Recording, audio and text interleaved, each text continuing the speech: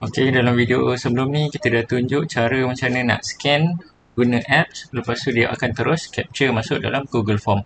So dekat sini dah ada responses, dah ada beberapa. Kita nak tengok, boleh klik dekat create spreadsheet, lepas tu boleh create. Kemudian dia akan buka satu lagi tab baru dan dia akan listkan ada timestamp dan juga ada ID murid. ID murid yang kita dah scan tadi tu. Okey. So kita nak tahu ID ni siapa nama murid dia. So kita kena masukkan formula. Okey. Sebelum nak masukkan formula, kita kena tambah lagi satu sheet. Okey, kita kena ada raw data kita. Katakanlah saya punya ni dah ada dekat belah sini, saya copy, pastekan dekat sheet yang lagi satu. Dia mesti berkait dengan nombor KP. Okey, katakan ada lagi satu, jantina, lelaki, perempuan. Okey. Basic dia macam gini. Ada nama, kelas, nombor KP dan juga jantina. Okey, nombor KP kita tarik, letak hujung sekali belah kiri. Ini adalah kita punya reference. Alright. So cara dia adalah pergi dekat belah form responses. Tajuk atas ni kita boleh letak nama murid. Kemudian dekat row yang pertama kita boleh letak formula.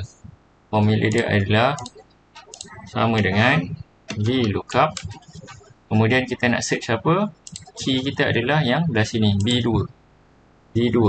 Kemudian klik comma.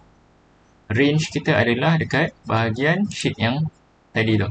Kita boleh klik antara A dan juga 1. Kita nak select semua sekali ataupun kita boleh highlight je A sampai D. Lepas tu kita boleh lock.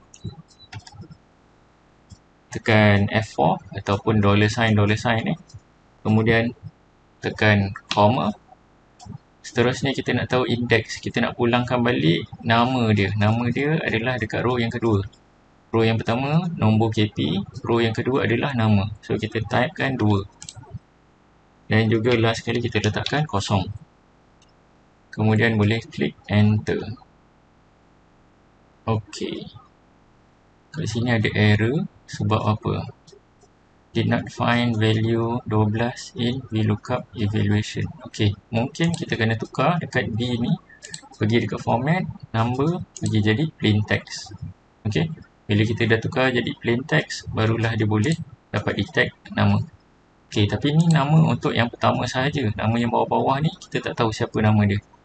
So, macam mana nak buat dia dynamic? Kita boleh letakkan array formula. Klik balik dekat C2. Selepas sama dengan, kita tekan Ctrl Shift Enter. Kemudian gerakkan mouse ni ataupun cursor dia sebelum VLOOKUP, tambah if error. Buka kurungan belakang, kita buang satu, koma, pembuka kata, penutup kata, tutup. Kemudian dekat B2, titik 2B. Kemudian kita boleh klik enter. Alright, maka dah jadi. Dah ada nama dah semua untuk murid ni. Kalau kita nak ada kelas, kita boleh tambah lagi satu, kelas. Letakkan dekat D1, kelas. Benda ni formula yang sama juga.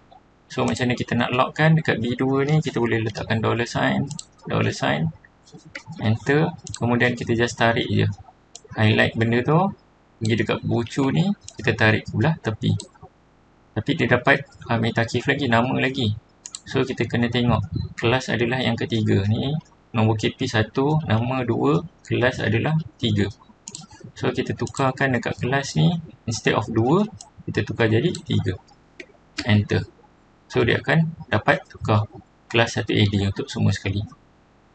Okey, ini adalah aplikasi VLOOKUP. Lepas tu ada if error dan juga ada array formula.